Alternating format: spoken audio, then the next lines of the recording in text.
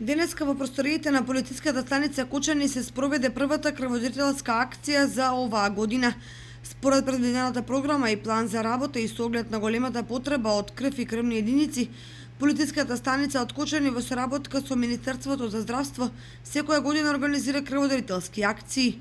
По планот и програмата за 2016 година, а по барање од Министерството за здравство, пошто знаеме дека има голем недостаток на крв и крвни единици, ние веднаш излеговме во пресред и изготвихме план и програма за доброволно дарување на крв од страна на нашите припадници на полицискиот состав. За 2016 ова е прва акција која спроведуваме. До крајот на годината имаме предвидени уште две.